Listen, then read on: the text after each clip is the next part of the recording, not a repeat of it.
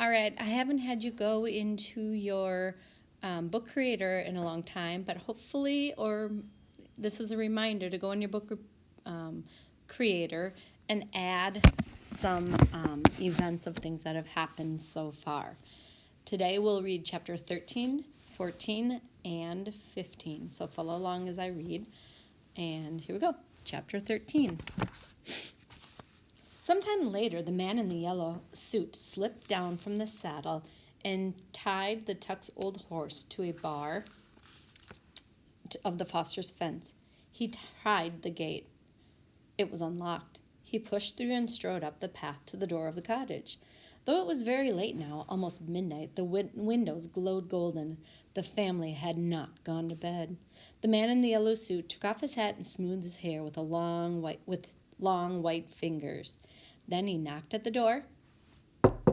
It was opened at once by Winnie's grandmother, and before she could speak, the man said quickly, "Good evening. May I come in? I have happy news for you. I know where they've taken the little girl." Stop there and tell me what you're thinking. Chapter 14. There have been nothing for the Tucks to do but go to bed. It was too dark now to go out looking for the horse thief, and anyways, they had no idea when he had done his thieving or which way he had gone. "That beats all, though, don't it, Pa?" said Jessie. "Coming up to a person's house and stealing their horse right out from under their nose." "I gotta give you that," said Tuck. "But the question is, was it just some ordinary thief, or was it someone that had some special reason? I don't like it. I got a bad feeling about the whole thing." "Hush now, Tuck," said May. She was spreading a quilt on the sofa, making it into a bed for Winnie. "You're too much of a worrier. There's nothing we can do about it now, so there's no sense fussing. You got no reason to think there's anything peculiar about it anyway. Come on, we'll get a good night's sleep and figure it out in the morning when we're fresh. Boys, up you go, and don't get talking. You'll keep us awake. Weenie, child, you go to bed too. You'll sleep first rate on the sofa here." But Winnie did not sleep at all, not for a long, long time. The cushions of the sofa were remarkably lumpy and smelled like old newspapers, and the chair pad May had given her for a pillow was thin and hard and rough under her cheek. But far worse than this was the fact that she was still in her clothes, for she had firmly refused the offer of May's spare nightgown, with its seeming miles of faded cotton flannel. Only her own nightgown would do, and the regular bedtime routine. Without them, she was painfully lonely for home. Her joy on the road that morning had completely disappeared. The wide world shrank to her oldest fears, rolled freely in her consciousness. It was unbelievable that she should be in this place. It was an outrage, but she was helpless to do anything about it, helpless to control it, and exhausted by the conversation in the rowboat. Was it true? Could they really never die, these Tucks? It had evidently not occurred to them that she might not believe it. They were only concerned that she keep the secret. Well, she did not believe it. It was nonsense. Wasn't it? Okay, respond to that. What are you thinking right now? Winnie's head whirled. Remembering the man in the yellow suit was the only thing that kept her from weeping. "He's told them by now," she thought, rehearsing it. "They've been looking for me for hours, but they don't know where to look. No, the man saw which way we headed. Pop would find me. They're out looking for me right now." She went over it again and again, lying wrapped in the quilt, while outside the moon rose, returning the pond to silver. There was a hint of mist now that the air was cooler, and the frogs talked comfortably. Crickets soon joined in with their shrill, rhythmic song. In the table drawer, the mouse rustled softly, enjoying the supper of flapjacks crumbs May had put there for him. And at last, these things were clearer in Winnie's ears than the voice of her thoughts. She began to relax, listening to the sound-filled silence. Then, just as she was drifting into sleep, she heard soft footsteps, and May was beside her. You resting easy, child? She whispered. I'm all right, thank you, said Winnie. I'm sorry about everything, said May. I just didn't know no other way to bring you back with us. I know it ain't very happy for you here, but, well, anyway, you have a good talk with Tuck? I guess so, said Winnie. That's good. Well, I'm going back to bed. Get a good sleep. All right, said Winnie. But still May lingered. We've been alone so long, she said at last. I guess we don't know how to do with visitors, but still and all, it's a good feeling, you being here with us. I wish you was ours. She put out an awkward hand then and touched Winnie's hair. Well, she said, good night. Good night, said Winnie.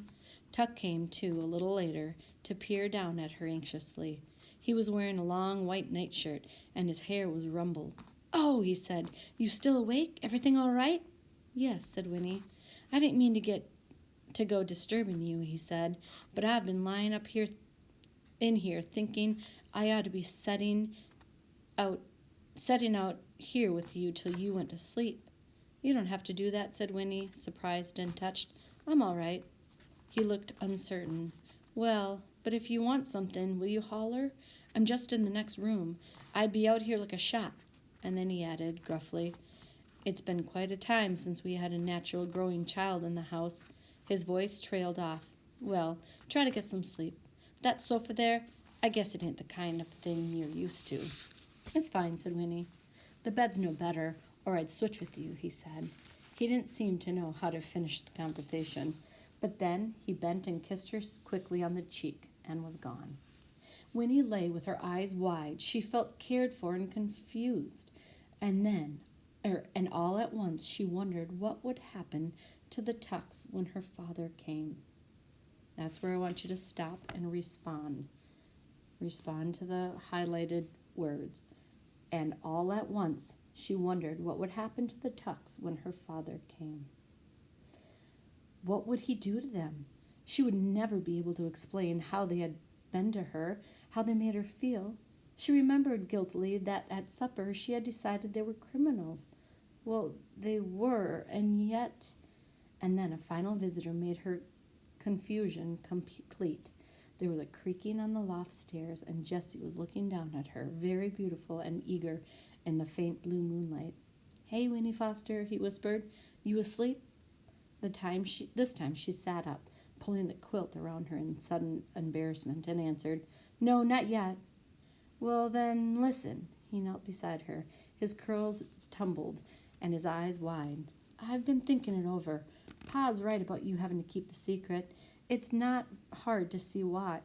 It's not hard to see why. But the thing is, you knowing about the water already, living right next to it, so you could go there any time. Well, listen, how'd it be if you was to wait till you're 17, same as me? Heck, that's only 6 years off, and then you could go and drink some, and then you could go away with me. We could get married even. That'd be pretty good, wouldn't it? We could have a little grand old time, go all around the world, see everything. Listen, Ma and Pa and Miles, they don't know how to enjoy it, what we got. Heck, Aunt Winnie, life's to enjoy yourself, isn't it? What else is it good for? That's what I say. And you and me, we could have a good time that never stopped. Wouldn't that be something? Once more Winnie adored him, kneeling there beside her in the moonlight. He wasn't crazy. How could he be? He was just amazing. And she was struck dumb. All she could do was stare at him. You think about it, Winnie Foster, Jess whispered earnestly. Think on it some and see if it don't sound good. Anyway, I'll see you in the morning, all right? All right, she managed to whisper in return. He slipped away then, back up the creaky steps. But Winnie sat upright, wide awake, her cheeks burning. She could not deal with this remarkable suggestion. She could not think on it, for she didn't know what to believe about anything.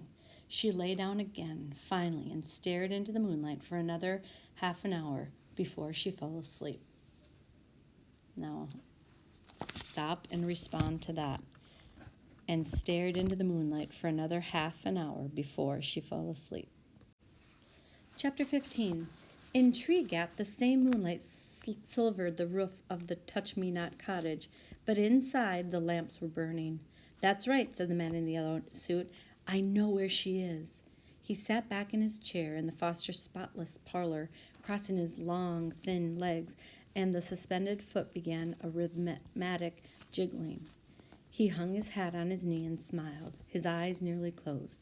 "I followed them, you see. She's with them now. As soon as I saw they'd arrived at their destination, I turned around and came directly back. I thought you'd be staying up. You've been looking for all day, of course. It must be quite a worry." He lifted a hand then, ignoring their exclamations, and began to smooth the thin hairs of his beard.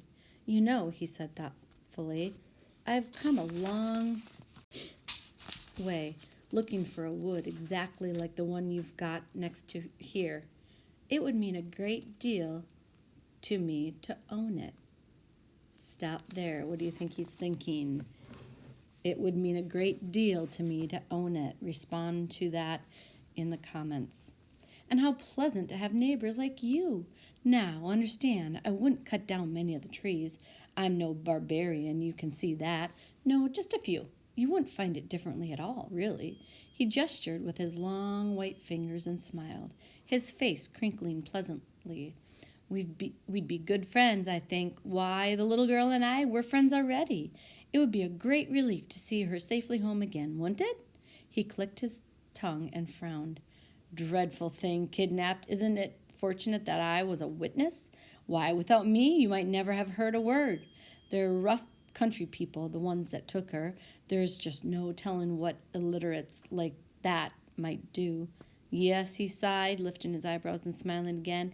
"It looks as if I'm the only person in the world who knows where to find her." And then the man in the yellow suit sat forward. His long face took a hard expression. "Now, I don't have to spell things out for people like yourselves. Some types one comes across can't seem to cut their way through any problem, and that does make things difficult. But you, I don't have to explain the situation to you. I've got what you want, and you've got what I want." Blackmail. "Of course, you might find that child without me, but you might not find her in time. So, I want the wood, and you want the child. It's a trade, a simple, clear-cut trade." He looked around at the three shocked faces, as if he were seeing nothing there but calm agreement. He smiled delightedly and rubbed his hands together. "Done and done," he said. "I knew right away. I said to myself, now here's a group of intelligent, reasonable people. I'm seldom wrong as a judge of character, very seldom disappointed. So, all that remains is to write it up on paper, giving me the wood, and to sign it. It's best, don't you agree, to keep things legal and tidy? The rest is easy, nothing of it. You go for your local constable, and he and I ride out and bring back the child and the criminals." Oh, no, Mr. Forster, I understand your concern, but you mustn't come along. We'll do this business my way. There now, your terrible ordeal is as good as over, isn't it? I'm so thankful I was here to help you out." Stop there and write. What are you thinking? I'm so helpful I was here to help you out.